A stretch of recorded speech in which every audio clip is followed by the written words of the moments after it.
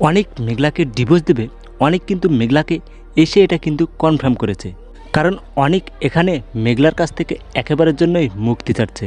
কাগজ কলমে অনেক আসলে মেঘলাকে ডিভোর্স দিতে চাচ্ছে। কিন্তু বন্ধুরা, এখানে বড় ধরনের একটা ঘটনা ঘটে গেছে, যেটা আপনারা দেখতেই পাচ্ছেন গরিব ঘরের রাজপুত্র সিরিয়াল নাটকটির 15তম এপিসোডে।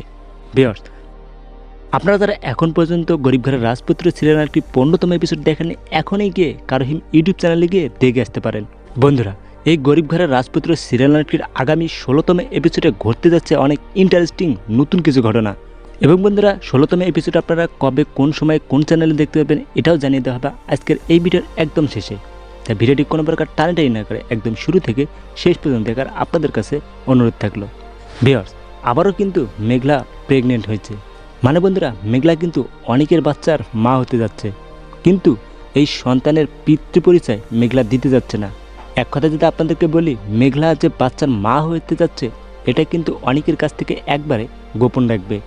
আর অনেক যেহেতু মেঘলাকে ডিভোর্স দিতে চাচ্ছে, তাই উকিলের সাথে কথা বলেই কিন্তু মেঘলা তার সঠিক সিদ্ধান্তটা নেবে। কিন্তু বাংলাদেশে একটা আইন আছে যে প্রেগনেন্ট অবস্থায় স্বামী স্ত্রী কোনো ডিভোর্স হয় না।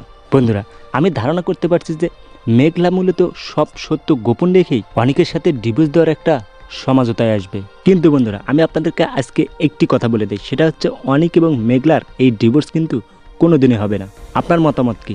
সত্যি সত্যি কি অনিক মেঘলাকে ডিভোর্স দেবে? এই ভিডিওতে কমেন্ট করতে ভুলবেন না, আমি আপনাদের কমেন্টের অপেক্ষা রইলাম।